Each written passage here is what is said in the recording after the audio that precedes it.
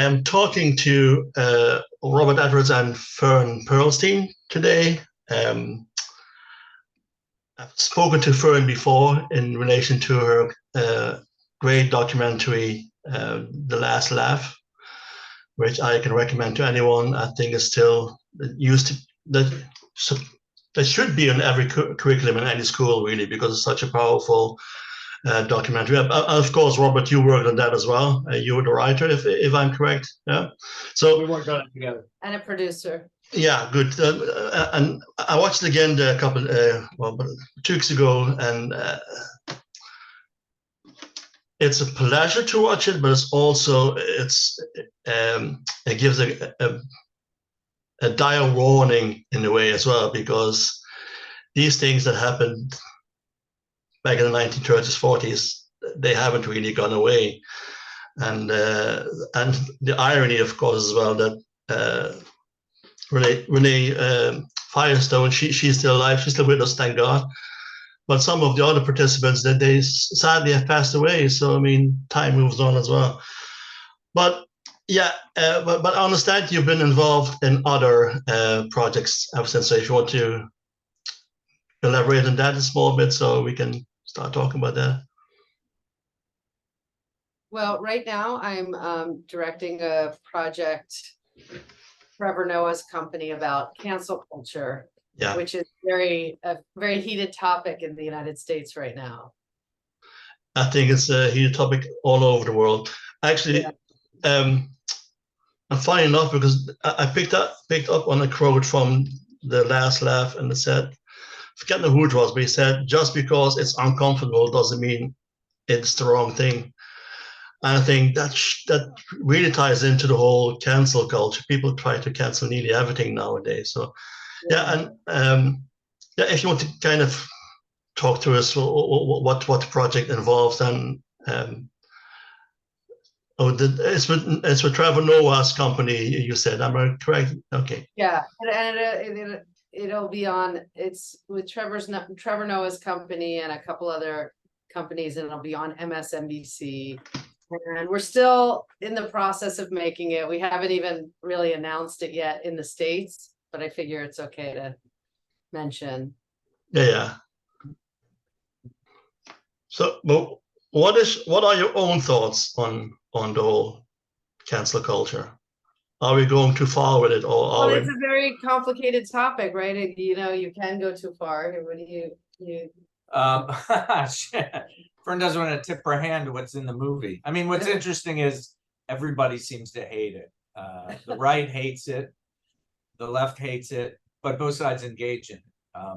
You know, the right wing is very quick to ridicule it and to say that people are being too sensitive and so forth. But then anything that they don't like, they immediately resort to the same tactics of attack and boycott and shunning and ostracization. So complicated. The interesting thing to me is that we've always been doing it. It just has a different look now because of social media.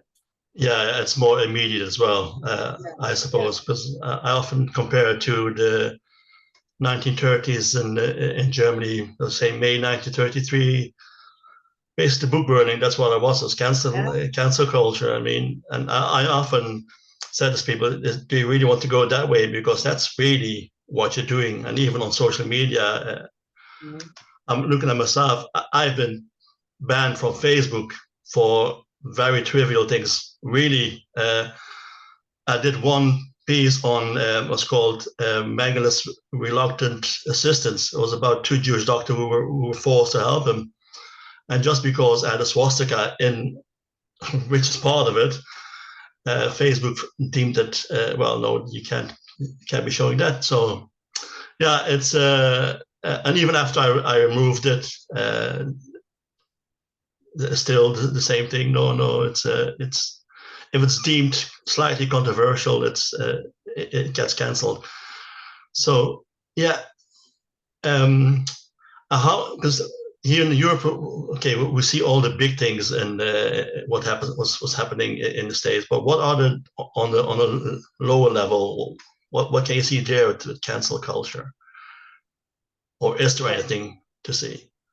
Well, one of the big things in the film is the distinction between government censorship, which is true cancellation, and just free speech, people using their free speech, exercising those rights to object to things that they don't like. Yeah. Yeah. But there's overlap because a little bit in speaking of government censorship, sort of with the book that you're just finishing. I don't know if you wanted to talk about that. She's trying to move it away from cancel culture. I'm finishing up a book about like a worst case scenario handbook on how to prepare ourselves in case the Republicans win in 2024.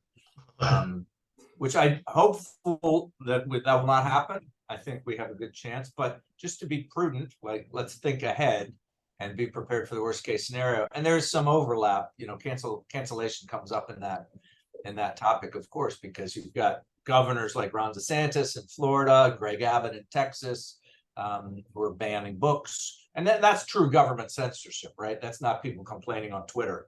That's the state saying you can't read about the history of slavery. Yeah.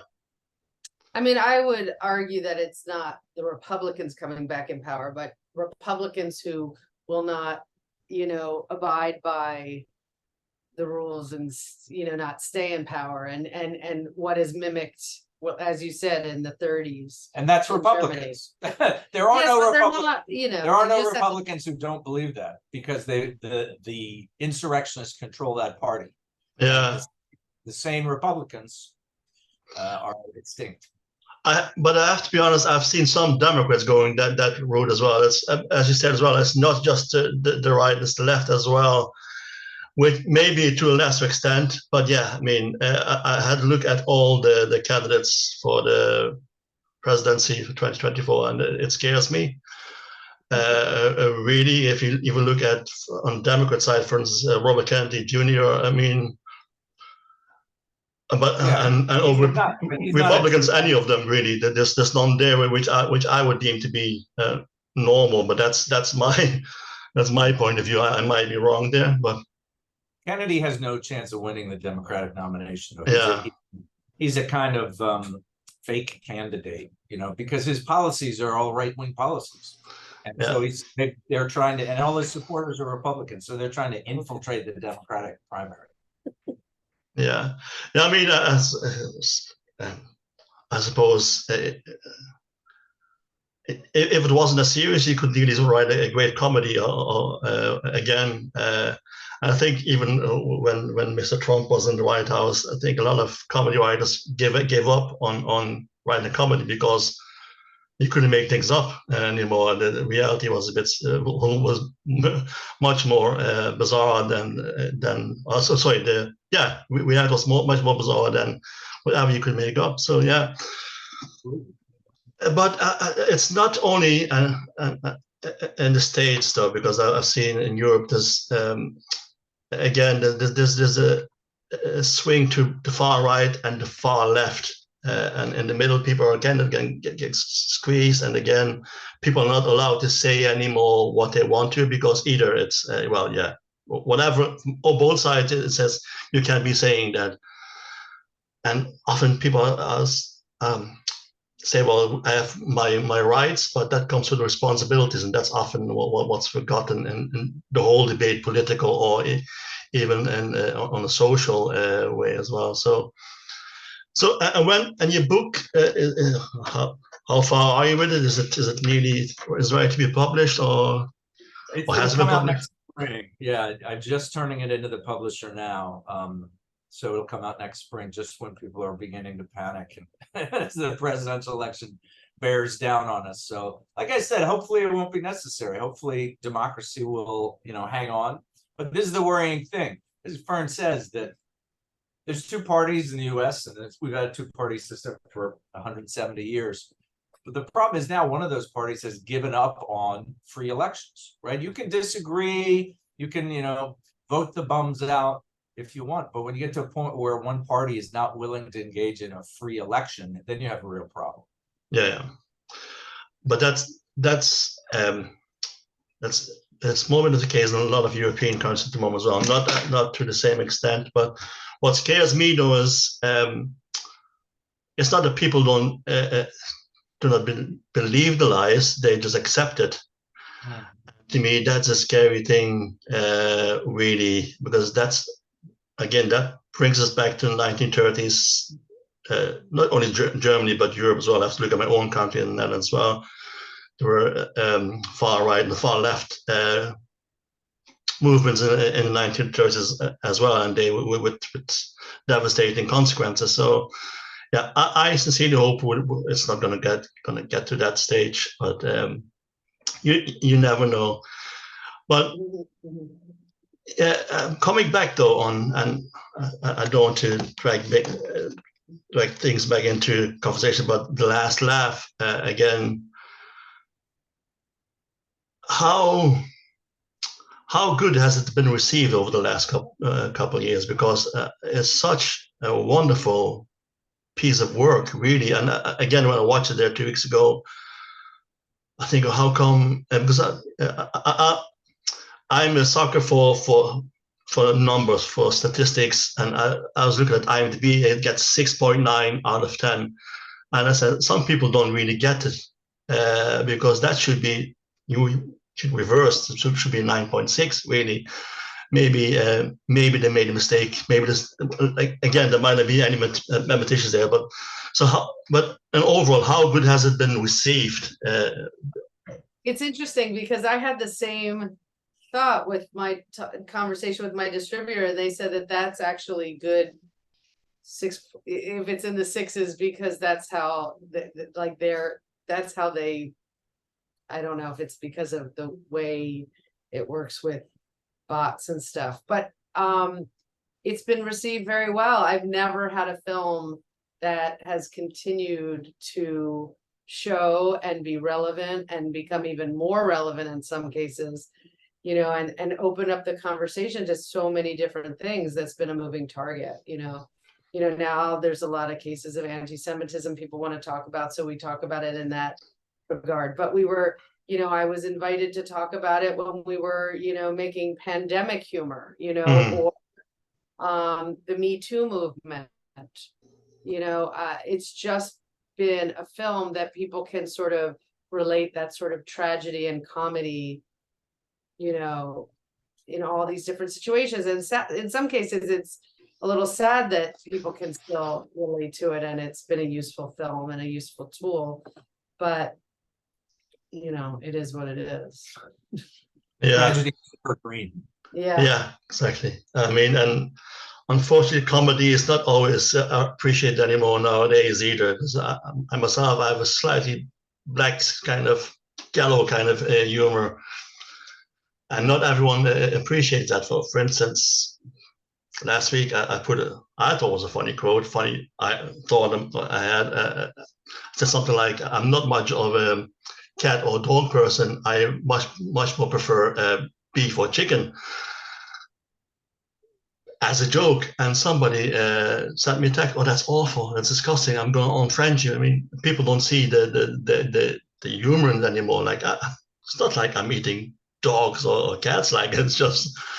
But yeah, I think that's a pity. But that's why a powerful movie like The Last Laugh should open up people's minds. But also, Robert, your King's Necktie is the very serious, but the satire in it is just so cutting. And how do you come up with it? I mean, it's probably not that difficult nowadays, but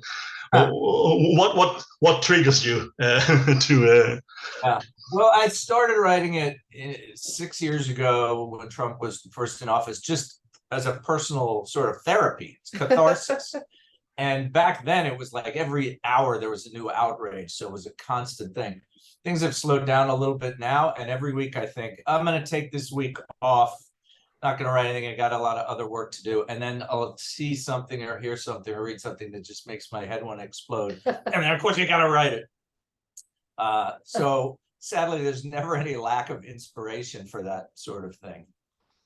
That can be a good thing as well, I suppose. As I said, one thing, whatever you want to say about American politics, it is interesting for someone like me watching it.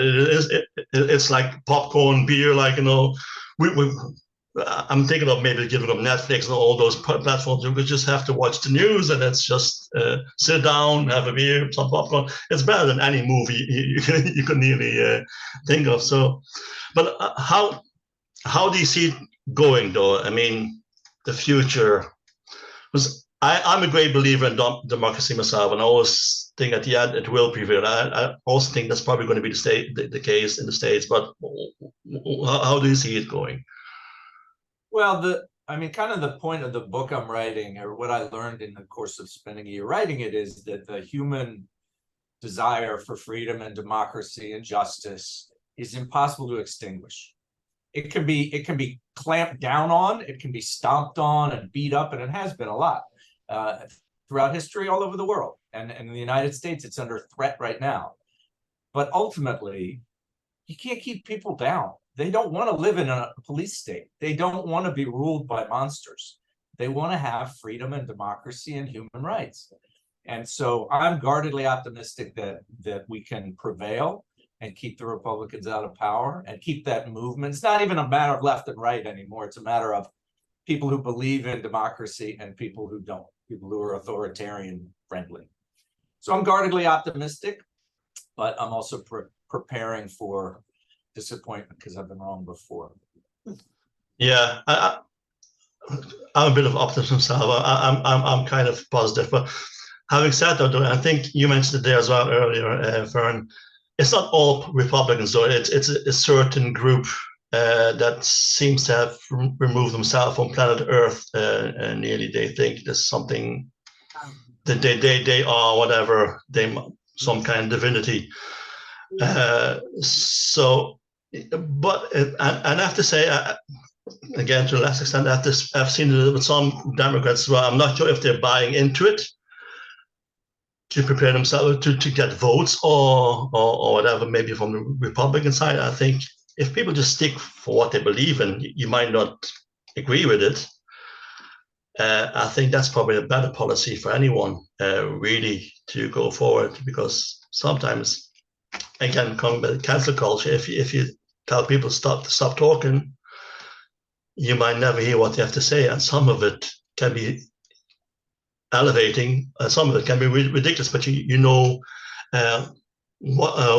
what the person stands for or doesn't stand for. I think that's important. Now, one of the bizarre things I found, though, is the banning of a book of the Little House on the Prairie. I don't get that, because I watched the TV show as a kid and I always liked it. So why would that? Well, because the TV show didn't cover everything that's in the book, and it's Yeah. very, very racist against Native Americans in the book. Well, it's funny you mentioned that, because I just had, for another project that I'm working on, another documentary film, we just interviewed a woman called Alyssa Court, who has a book out called Bootstrapped, which is about the myth of the American dream and social mobility. And she talks about Little House on the Prairie. Same thing. She grew up watching that show and reading the books and loving it. And then only when she read more about the history of it did she begin to understand that the books had been written as a kind of pushback against the New Deal and the idea of celebrating rugged individualism and pioneer spirit, which is all fine, but not when it's weaponized against helping poor people and saying, you know, we shouldn't have any kind of social safety net, we shouldn't have social security, we shouldn't have the New Deal.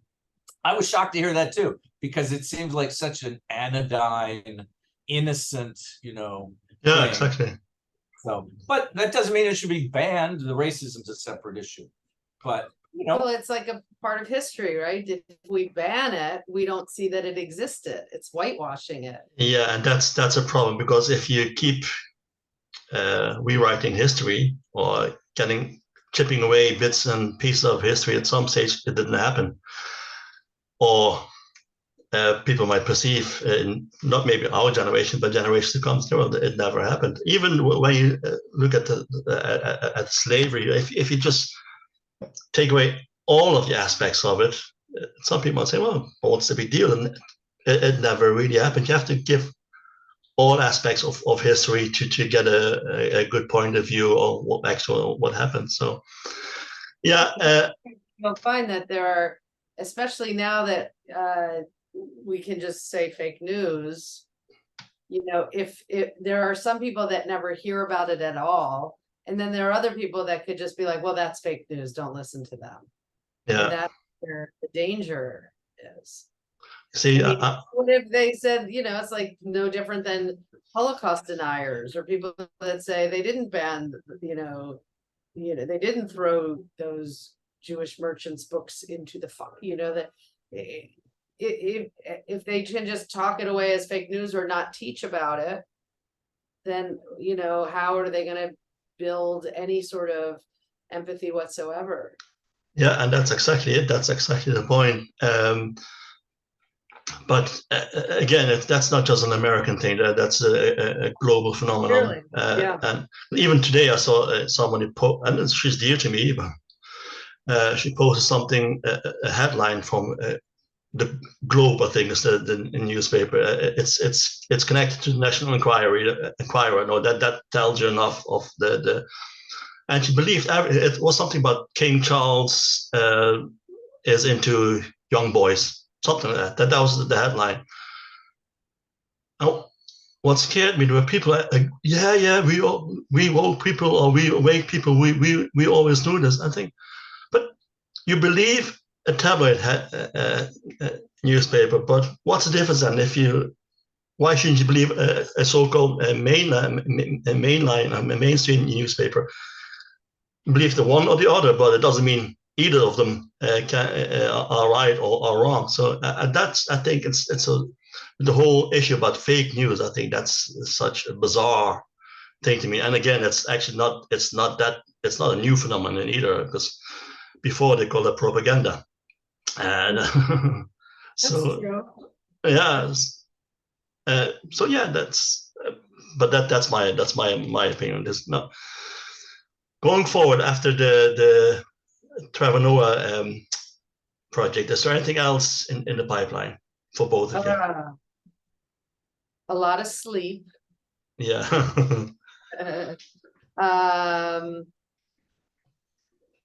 You know, hopefully some more similar projects. I do have another project I've been working on that sort of went on the back burner when I started this cancel culture job, about where I'm co-directing it with a friend of mine who is Black, and it's both of our perspectives on comedy and racism and race, you know, like sort of looking at it from both of our perspectives.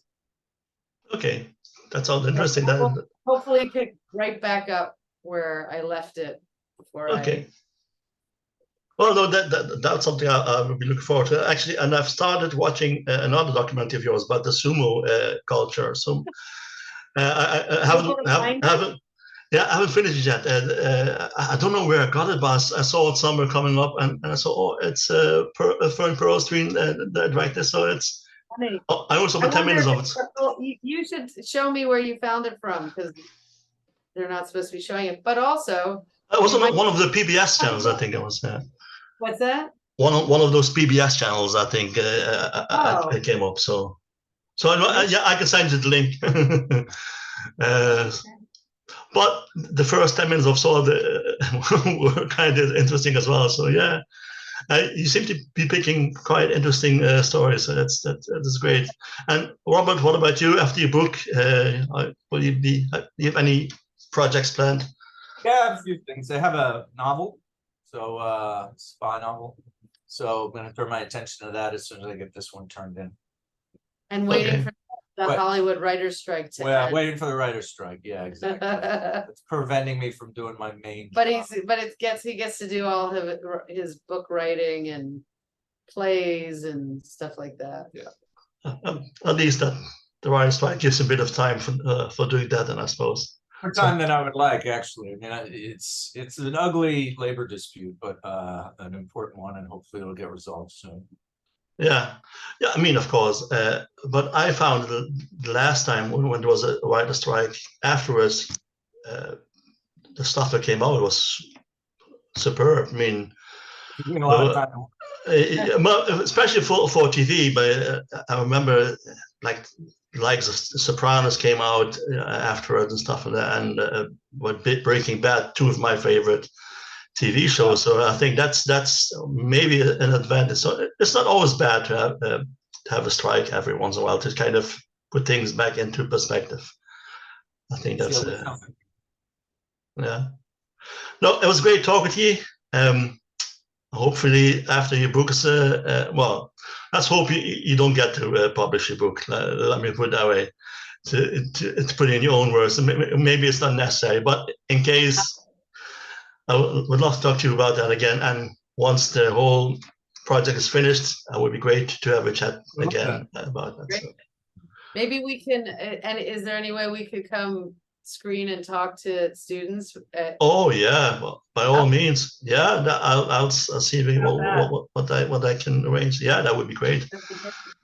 That would be great. We're hopefully planning another one of our screenings. We did this 3-day teaching thing at the Munich International School.